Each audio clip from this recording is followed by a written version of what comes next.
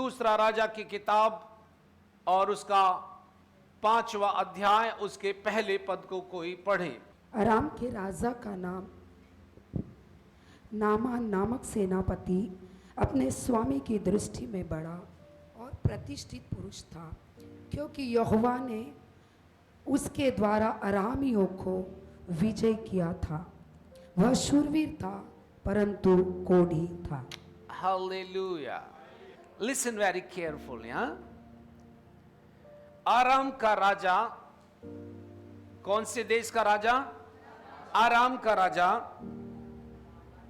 और उसके पास एक नामान नामक सेनापति है जो उसका सेना का अधिकारी है। Right? Come on church. Yes. और ऐसा लिखा है वो अपने स्वामी की दृष्टि में बहुत ही प्रतिष्ठित है। दैट मीन्स वो ऑनरेबल है। राइट? क्यों ऑनरेबल है? ये ऑनर उसका अपना नहीं है, ये ऑनर उसने कमाया है। ये ऑनर उसने कमाया। किसके द्वारा?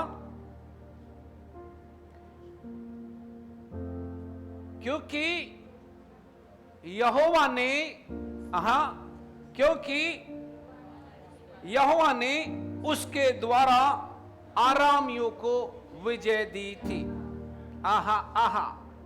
किसने विजय दी थी? तो एक बात तो क्लियर है, जय केवल यहोवा ही दे सकता है। कम ऑन, कोई और जय नहीं दे सकता। जय केवल, लिखा है वो सूरवीर था, वो कोढ़ी था। अब आरामियों को परमेश्वर यहोवा जय दे, बड़ी सोच की बात है।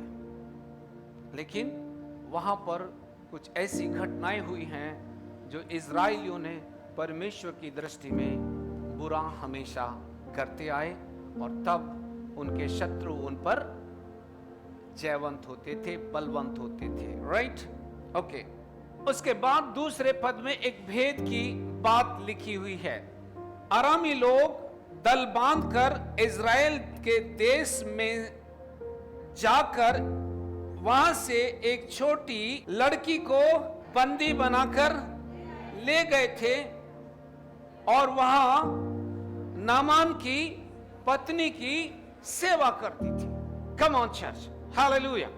यहां पर एक लड़की है जिसे आराम की सेना बांध कर लेकर आई है, और वो किसके घर में है? नामान के घर में है।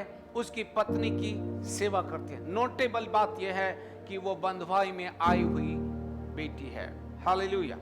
उसको बांध कर लाया गया है, उसको जबरदस्ती लाया गया है, और आज वो आरामियों के देश में है, और उसकी नामान जो कोढ़ी है उसकी पत्नी की सेवा करती है। राइट? इसको नोट रखिएगा। राइट? तब उसने अपने मालिक के कोढ़ को देखा। राइट? तब उसने, इस लड़की ने निरीक्षण किया, इस लड़की ने निरीक्षण किया कि कुछ तो भी है जो मेरे स्वामी के घर में ऐसा है जो हमारे इज़राइल में नहीं है, या इज़राइल देश में उसका सॉल्यूशन है। राइट? हालेलुया। तो उसने क्या देखा कि मेरा स्वामी जो है वो कोढ़ से पीड़ित है।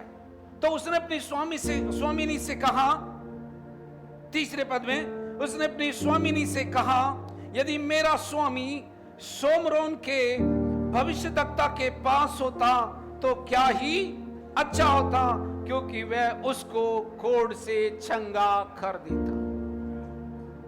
Come on church. यहां पर वो परमेश्वर के बारे में नहीं बता रही हैं, पर वो भविष्यद्वक्ता के बारे में बता रही हैं। हालेलुया। क्योंकि भविष्यद्वक्ता इज़राइलियों के बीच में मौजूद है। Come on. यस। उसके बाद क्या हुआ? ये बात नामान को बताई गई, और इस बात को नामान ने अपने स्वामी से डिस्कस किया कि देख, इज़राइल के अंदर, इज़राइल में मेरे कोढ़ की शुद्धता का प्रावधान है, इसलिए अब तू क्या कर, एक पत्र दे दे मुझे, एक सिफारिश कर दे ताकि मैं इज़राइल में जाकर अपनी चंगाई ले आऊं। Come on. नामान सोच रहा था कि राजा को पत्र लिखने के बाद और राजा जो है मुझे चंगा कर देगा, पर वहां पर सिचुएशन अलग थी। वो पत्र लेकर के चल दिया, इज़राइल के राजा के पास आया और उसे पत्र दिया गया। उसने पत्र को पढ़ा, उसमें लिखा था, मैं अपने सेवक को तेरे पास भेज रहा हूं, जैसे ही तू इस पत्र को पढ़े उसके कोढ़ को दूर करने का प्रावधान कर देना। हालेलुया। जब इज़राइल के राजा ने इस बात को पढ़ा, उसने अपने कपड़े फाड़ लिए। उसने ये सोचा कि वो तो लड़ाई का अवसर ढूंढ रहा है, क्या कोई मैं चंगा करने वाला परमेश्वर हूं। जब उसने कपड़े फाड़ लिए और ये सब चल रहा था, एलीशा ने, जो परमेश्वर का भविष्यद्वक्ता था, उसने राजा के पास कहला भेजा, तूने अपने कपड़े क्यों फाड़े। हालेलुया।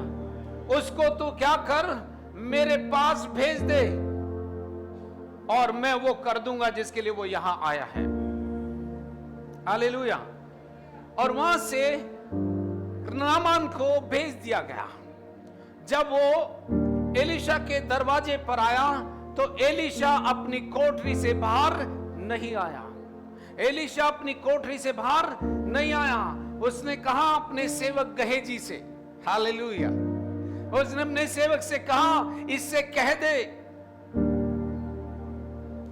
इससे क्या करना है, कौन सी नदी में, यरदन नदी में जा और तू 7 बार डुबकी लगा तो तेरा शरीर अच्छा हो जाएगा। पर नोटिस करना, यहां पर यह किसने कहा, ये भविष्यद्वक्ता ने कहा कि तू यरदन नदी में जा और 7 बार डुबकी मार तो तू चंगा। ये ऑर्डर जो था उसने दिया, लेकिन ये व्यक्ति इस ऑर्डर को अनदेखा करके कहने लगा, मैं प्रतिष्ठित पुरुष हूं और ये व्यक्ति बाहर आना चाहिए था, मेरे शरीर पर हाथ रखना चाहिए था, मेरे लिए प्रार्थना करना चाहिए था और मुझे चंगा करना चाहिए था। क्या मेरे देश में इससे बढ़िया अच्छी नदियां नहीं है जहां पर मैं स्नान करके चंगा हो सकता हूं। और वो क्रोध में और घमंड में दोनों बातों से पीड़ित हो गया। हालेलुया। और अपने रथ पर चढ़ा और वापस जाने लगा। ध्यान दीजिए, परमेश्वर के काम में बहुत सारी अड़चनें आ सकती हैं, लेकिन परमेश्वर अपने काम को करना जानता है। हालेलुया। जब वो जा रहा था, उसके सेवक ने कहा, स्वामी, ये तो और भी उत्तम है कि तुझे जाकर डुबकी लगा लेनी चाहिए। ये तो और भी उत्तम है कि तुझे जाकर, क्योंकि भविष्यद्वक्ता अगर तुझे ये कहता ये कर तो क्या तू नहीं करता था।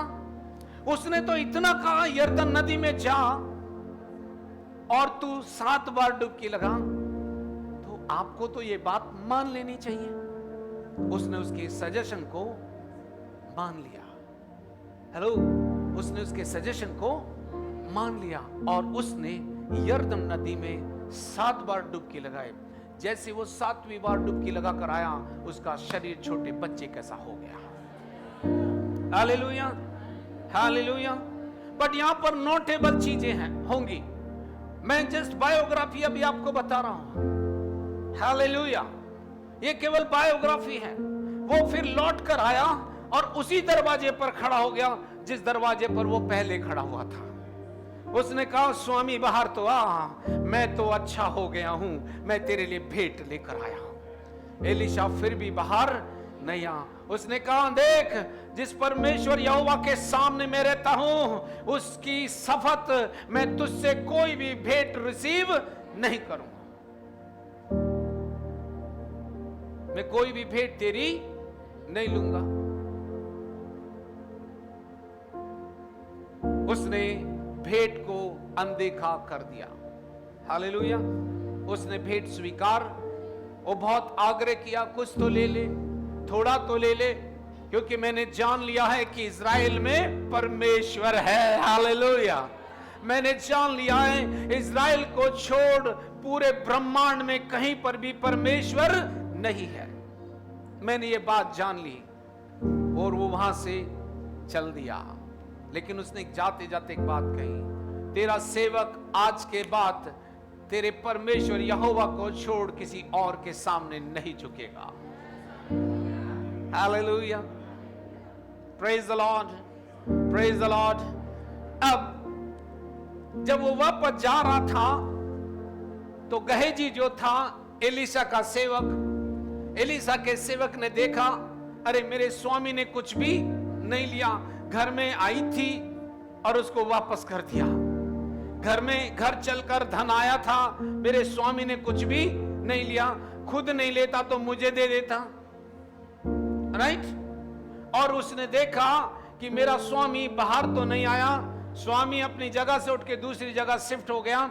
जब वो अंदर बैठा था, गहेजी ने सोचा यही राइट चॉइस है, यही राइट टाइम है। उसने तो कुछ नहीं लिया पर मैं कुछ ले लेता हूं। वो दौड़कर पीछे जाता है। वो जब दौड़ता है, दौड़ते हुए उसे ये नामान जो था पीछे पलट कर देखता है, कोई तो भी मेरे रथ के पीछे दौड़ रहा है। जब वो दौड़ते दौड़ते जा रहा था, जब उसके पीछे दौड़ रहा था, उसने रथ को रोका और उससे उतरा। उससे कहा, क्या प्रोविजन है, क्या किस कारण से तू मेरे पीछे आ रहा है? उसने कहा, मेरे स्वामी के पास 2 भविष्यद्वक्ता आए हैं, उनके लिए तू कुछ दे दे। हालेलुया। और उसने एक एक चीज मांगी थी, लेकिन नामान ने उसको 2 दी। उसने कहा, ले जा और अपने स्वामी की सेवा कर।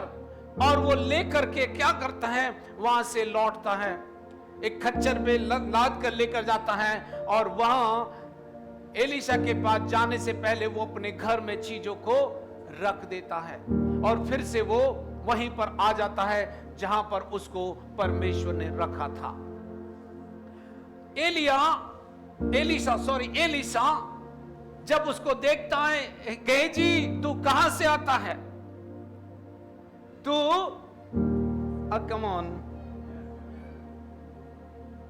16 पद पढ़िए। पहले वो इसकी भेंट को इंकार करता है।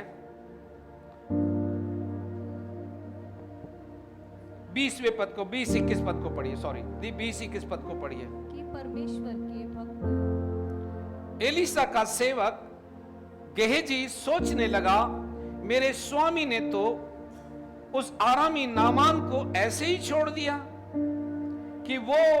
कि जो वह ले आया था उसको उसने ना लिया, परंतु यहोवा के जीवन की शपथ,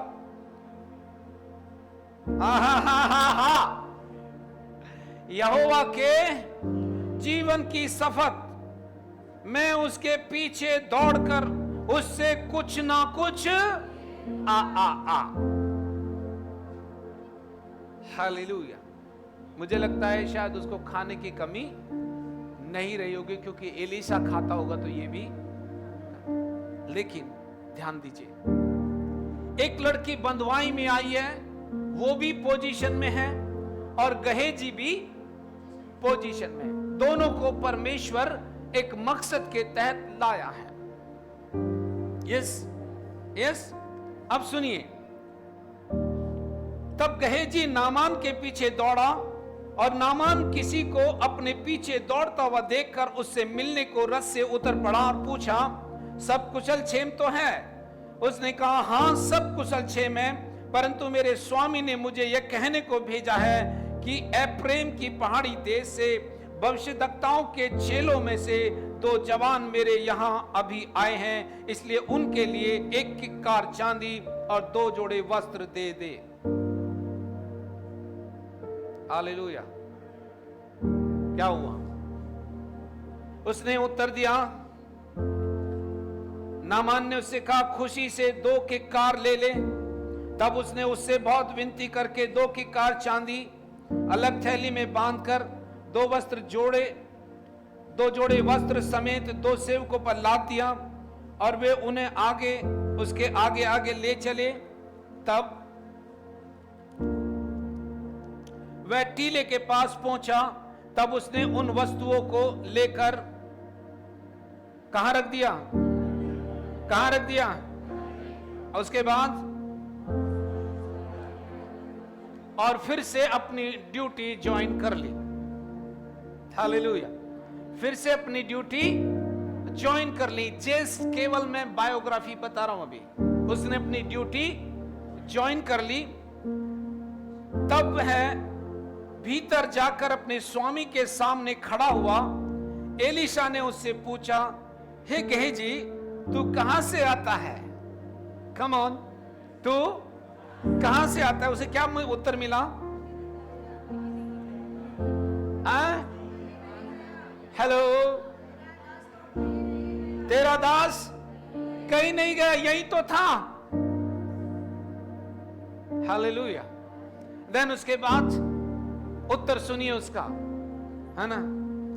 उसने उससे कहा, जब वह पुरुष इधर मुंह फेर कर तुझसे मिलने को रथ पर से उतरा, तब से वह पूरा हाल मुझे मालूम था। उसकी सिट्टी पिट्टी गुल।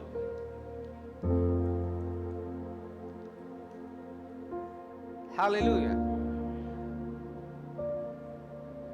यस और नो?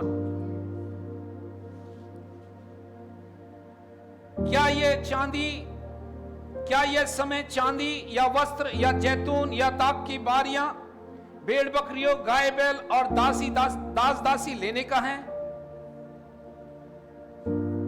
कहे जी, समय को नहीं समझ पाया। हालेलुया। Listen very carefully. इससे हमें कुछ सीखना है। एक लड़की है जो बंधुआई में आई है और वो पेन में, क्योंकि वो बांध कर लाई गई है, राइट। लेकिन उस लड़की ने अपने लाए जाने के मकसद को समझ लिया। उस लड़की ने देखा कि मेरे स्वामी के घर में कुछ तो भी ऐसा है जो इज़राइल में नहीं है। अगर इज़राइल में होगा तो इज़राइल में चंगा करने वाला भी मौजूद है। उसने उस बात को सर्च किया कि कैसे मैं इस अधर्मी सेवक को, अधर्मी स्वामी को परमेश्वर की ओर लीड कर सकूं। उस लड़की ने अपने आने के, बंधुआई में आने के मकसद को समझ लिया। हो सकता है ये मुझे गलती से बांध कर लाए हो, लेकिन मेरे पास एक मैसेज है। वो मैसेज मैं अगर नामान को दे दूं तो नामान के बदल जाने का समय शुरू हो जाएगा। और उस लड़की ने उस अवसर को ले लिया। उसने अपनी स्वामिनी से कहा, यदि मेरा स्वामी अगर सोमरोन के भविष्यवक्ताओं के पास होता तो वो उसे चंगा कर देते। उसने वे बना दिया कि नामान जो है आराम से निकलकर सोमरोन को जाए और वो भविष्यवक्ता से मिले और भविष्यवक्ता उसके जीवन को बदलने वाली बातें कहेगा। यही कारण था जब नामान ने देखा कि इज़राइल में परमेश्वर है, उस परमेश्वर ने उसे चंगा किया और उसने एक बात डिक्लेयर की, आज के बाद मैं और मेरा घराना दोनों यहोवा को छोड़ किसी और की इबादत नहीं करेंगे। Hallelujah, hallelujah. वो मूर्ति पूजक थे, पर परमेश्वर ने एक रास्ता तैयार किया। इस लड़की को ऐसे ही बांध कर लेकर नहीं जाया गया था, वो मकसद के तहत पहुंचाई गई। यदि आप किसी भी ऐसी परिस्थिति में खड़े हो तो आप लाए गए हो ताकि उस परिस्थिति में से आप परमेश्वर के अनुग्रह को देख सको, परमेश्वर के वे को देख सको, परमेश्वर के तैयार किए हुए रास्ते को देख सको। जब भी आप परमेश्वर के मार्गों को देखोगे तब आप किसी को लीड कर पाओगे। यदि किसी को आपने लीड कर दिया, किसी की जिंदगी बदल जाएगी। तो आपका परमेश्वर जीवित है और जीवित होने को प्रमाणित करेगा। आप किसी की जिंदगी यीशु के पास ला सकते हो। Hallelujah, hallelujah. पर ध्यान दीजिए, ये आराम छोड़ करके सोमरोन आया। हेलो, ये आराम देश को छोड़ करके सोमरोन आया, क्योंकि सोमरोन में उसकी समस्या का समाधान था। हालेलुया। क्या हुआ होगा जब नामान अपने घर लौट कर आया होगा, उसके घर के लोगों ने जब उसे देखा होगा तो क्या हाल होगा उसका। वो आनंद मनाता आया होगा। उस लड़की को उसने बहुत मोहब्बत की होगी। कहा होगा शायद ये अगर बंधुआई में नहीं आती, मेरे घर में नहीं रहती, तो मैं कभी भी अच्छा नहीं होता। शायद उसने उसे स्वतंत्र कर दिया हो। Hallelujah, hallelujah, hallelujah.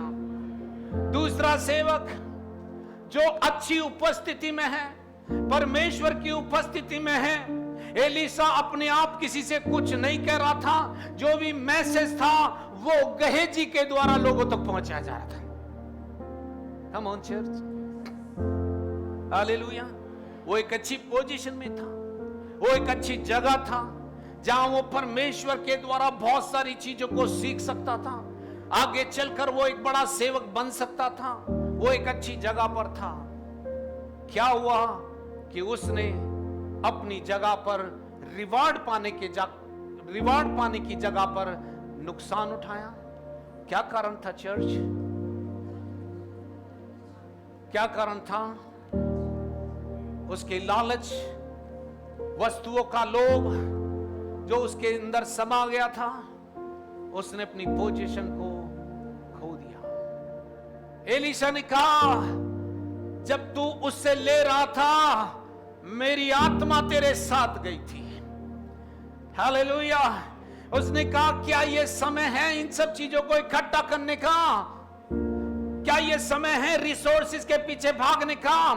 नो, ये समय है कैसे किसी को मैं मसीह के पास ले आऊं। परमेश्वर उसकी दरिद्रता को हटाकर उसे धनवान बना देगा। Hallelujah, hallelujah. सुनो कैसे अनुग्रह उसके पास आया। अभी तक तो वो अपने प्रयासों से था, अपने प्रयासों से वो चीजों को कर रहा था। वो प्रतापी पुरुष था, लेकिन अपने कोड से वो अपने आप को आजाद नहीं कर पाया। उसको कहां आना पड़ा? उसे वहां आना पड़ा जहां परमेश्वर ने उसके लिए प्रायोजन रखा था। Hallelujah, hallelujah.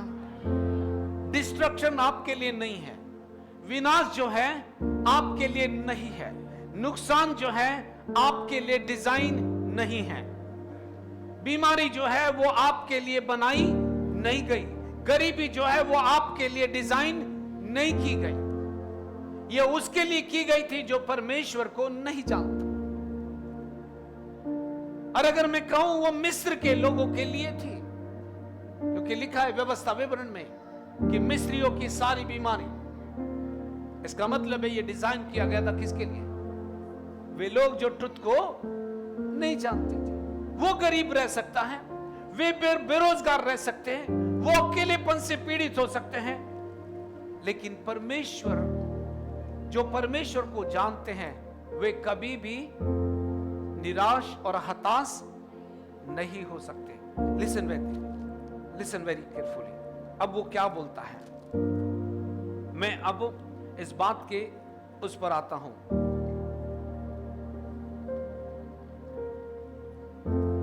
एक मैसेज, एक छोटा सा मैसेज जो आपके मुंह के अंदर बंद है, अगर वो आपने कह दिया तो किसी की जिंदगी को वो आयाम दे देगा।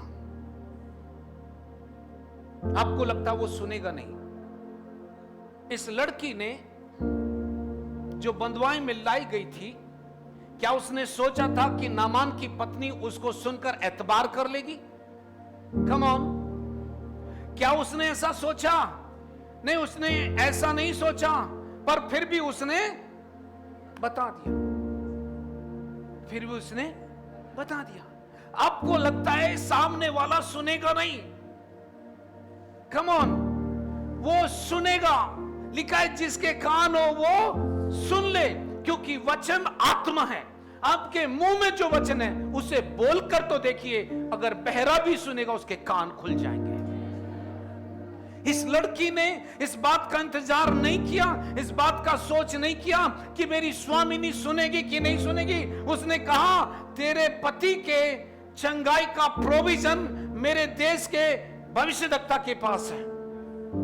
तो उसने कह दिया और उसकी स्वामिनी ने इस बात को सुन, क्योंकि वो पहले से इस बात को लेकर पेन में थी,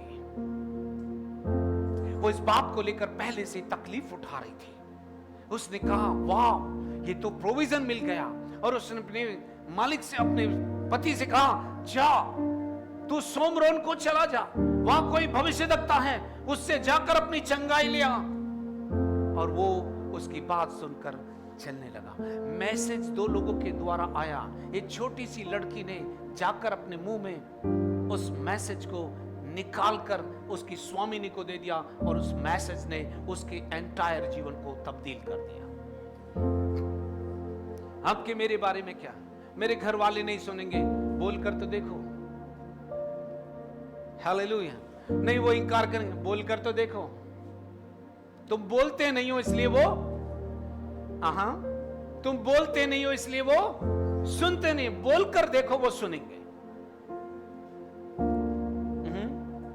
हालेलुया। दूसरा शख्स सही जगह पर है, पर उसके लालच ने उसे डुबो दिया। उसके लालच ने उसकी पोजीशन को खा लिया।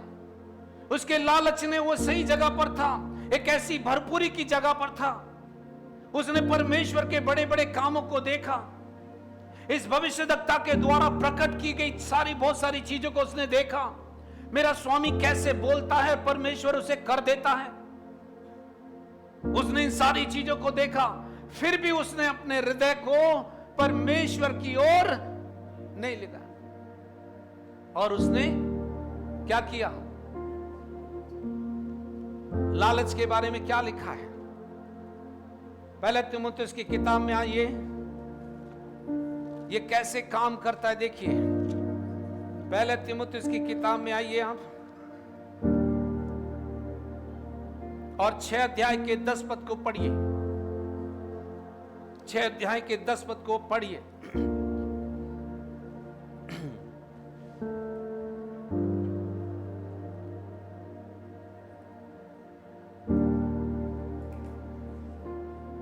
क्या कोई पढ़ सकता है?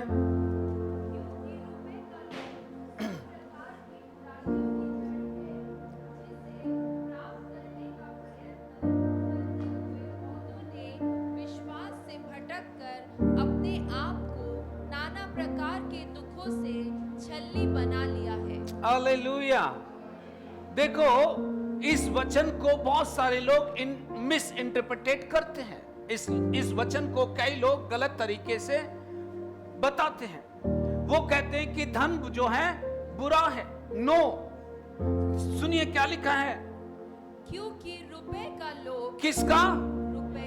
इसका मतलब है कि लोभ की बात कर रहा है, वो पैसे की बात नहीं कर रहा है।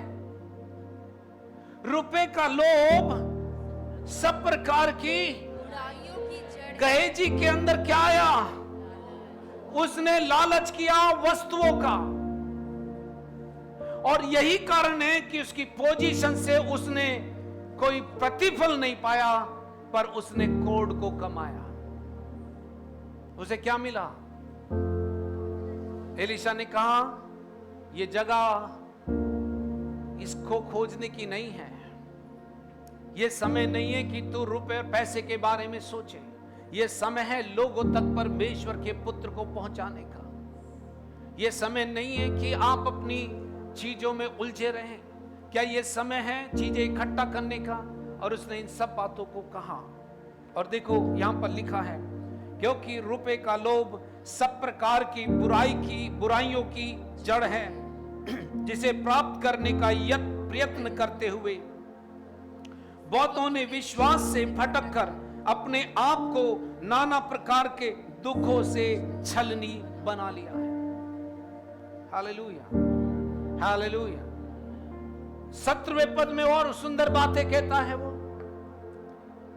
इस संसार के धनवानों को आज्ञा दे कि वे अभिमानी ना हो और चंचल धन पर आशा ना रखें, परंतु परमेश्वर पर जो हमारे सुख के लिए सब कुछ बहुतायत से देता है। Hallelujah, praise the Lord. हो सकता है आप सही जगह पर हो सकता है परमेश्वर ने आपको सही जगह पे रखा हो, फिर भी आपके मन में उथल पुथल चल रही है, चीजों को लेकर उथल पुथल चल रही है। माय फ्रेंड, परमेश्वर का वचन हमें टीच करता है, सिखाता है, समझाता है कि परमेश्वर ने हमें इस जगह पर किसी विशेष मकसद के तहत रखा है। या तो आप उस महिला के समान, उस लड़की के समान बनकर किसी के जीवन को आयाम दे सकते हैं, और दूसरा यह है कि आप गहेजी के समान बन करके नुकसान उठा सकते हैं। पर ये दोनों बातें आपके चुनाव पर निर्भर हैं। जो कुछ भी आप चुनाव करोगे वही आपके पास आने वाला है। जो कुछ भी आप चुनाव करोगे वही आपके पास आने वाला है। यदि आप लोगों को धर्मी बनाने का प्रयास करने लगो तो चीजें आपके साथ जोड़ दी जाएंगी। यदि आप चीजों में उलझ कर रह जाओ कि ये चीजें मुझे चाहिए और उसके पीछे भागने लगो, तो बाइबल कहती है मत्ती के 6 अध्याय में, तुम ये चिंता करके ये ना कहना कि क्या खाओगे, क्या पियोगे, क्या पहनोगे, क्योंकि सारा संसार इन चीजों में उलझा हुआ है। पर वो क्या कहता है? वो कहता है पहले तुम क्या करना, तुम्हारे जीवन की पहली प्राथमिकता क्या होगी, तुम क्या करना उसके बारे में सोचना, उसी के राज्य के बारे में सोचना। लोगों को कैसे परमेश्वर के पास लाओगे, उन्हें वही संदेश देना जिससे आगे चलकर वो मजबूत बन सकते हैं। उन्हें वहां तक लेकर जाना जहां से वो उद्धार के चीजों को देख सकते, ले सकते हैं, बदलाव को देख सकते हैं। तुम उन्हें ऐसे ही लीड करना, फिर जो चीजें तुम्हें चाहिए वहीं से सप्लाई कर दी जाएंगी। क्योंकि मेरी बाइबल कहती है तुम्हारे मांगने से पहले मेरा स्वर्गीय पिता जानता है कि तुम्हें इन चीजों की आवश्यकता है। हालेलुया। क्या आप देख सकते हैं एक व्यक्ति जो सच पोजीशन पे था, उसने अपनी पोजीशन को इसलिए खो दिया क्योंकि उसका डिसीजन जो था वो लोभ से भरा हुआ था, लालच से भरा हुआ था। मैं नहीं कह रहा हूं, पर यह वचन हमें शिक्षित करता है कि हम इस प्रकार का विचार ना रखें, क्योंकि परमेश्वर हमारी आवश्यकताओं को पूरा करने में सक्षम है। अगर उसने कहा है कि सारी वस्तुएं तुम्हारे साथ जोड़ दी जाएंगी, तो उसने कहा तुम इस वचन के पहले भाग को फुलफिल कर दो, दूसरे भाग को मैं फुलफिल कर दूंगा। तुम क्या करो, तुम उसके धर्म और राज्य की खोज करो, दूसरी बातें जो है तुम्हारे पास चल कर आएंगी। मैं नहीं कह रहा हूं, उसमें लिखा है और ये आपके हाथ में दी गई है। Praise the Lord. इसको आपने अपने चॉइस से नहीं लिया, पर ये आपको दी गई है ताकि आपके जीवन के आयाम को बदल दे, आपकी सोच को बदल दे, आपके व्यक्तित्व को बदल दे, आपको आपके मकसद तक पहुंचा दे, जिस मकसद के लिए परमेश्वर ने आपको नाम लेकर बुलाया है। आपके जीवन के मकसद को इस पृथ्वी पर आप क्यों भेजे गए उसको ये बताएगी, ये आपको लीड करेगी जहां आपको जाना चाहिए।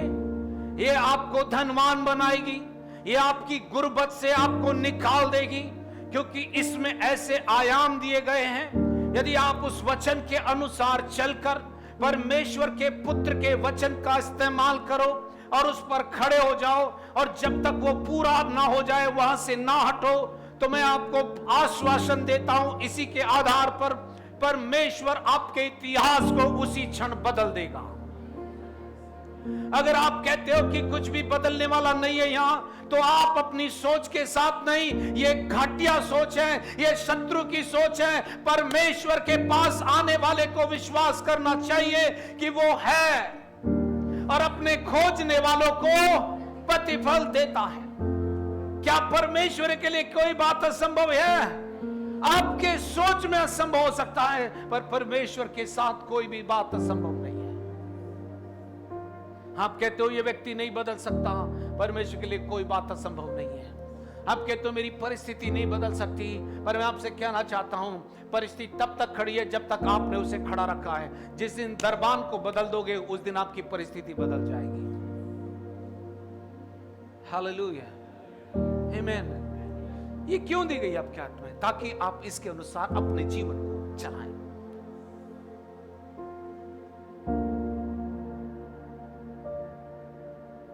अगर मैं अपनी लाइफ को कंडक्ट नहीं करता, इस जगह पे नहीं आता। हालेलुया। नए विश्वासी के लिए, सभी के लिए आवश्यक है, इसको खोलिए और उसे बोलना शुरू कीजिए और कहिए प्रभु ये वचन मेरे लिए फुलफिल हो जाए। सुबह उठने के बाद आप इसके फुलफिलमेंट को देखोगे, क्योंकि तीसरे दिन बीज मरने के बाद नया उगेगा। तीसरे दिन रिजरेक्शन अवश्य है। तीसरे दिन इसके फ्रूट दिखाई देंगे। प्लांट करके तो देखो, इस बीज को बो कर तो देखो अपने जीवन में। तीसरे दिन आपको उत्तर मिलेगा, क्योंकि ये नियम है। यीशु मसीह तीसरे दिन मुर्दों में से जी उठा। बीज जब तक बढ़ेगा नहीं तब तक, ये वचन जब तक डालोगे नहीं, नया दिखाई नहीं देगा। Hallelujah, hallelujah. आप किस पोजीशन पर हैं? आप अपने आप यहां नहीं आए हो, या मेरे साथ भी खड़े हो तो आप अपने आप नहीं आए हो, लाए गए हो। लाए गए हो तो लाए जाने के विचार को रखो। Hallelujah, praise the Lord. आप तैयार हैं? क्या आप समझते हैं कि हमें कुछ सीखने को मिला इन वचनों से? जाकर बोलिए किसी से, डरिए मत, बताइए उन्हें। आप किसी का धर्म बदलने नहीं जा रहे हो, कोई तो सुनेगा। हो सकता है आपके अंदर जो परमेश्वर ने वचन रखा है वो कोई तो सुनेगा, और जो सुनेगा वो जिएगा। लिखा है जितने लोग परमेश्वर के पुत्र की आवाज को सुनेंगे वे जिएंगे। आप बोलकर तो देखिए, आप बोलकर देखिए और फिर बदलाव को भी देखिए। हालेलुया। जब तक आप अपने स्वभाव में या अपने अंदर चीजों को बदलते हुए नहीं देखोगे तो कुछ भी बदलने वाला। बदलते हुए देखिए, फिर चीजों को बदलते हुए आप नेचुरल चीजों को बदलते हुए देखेंगे। आइए हम अपने सरों को झुकाएं। हालेलुया।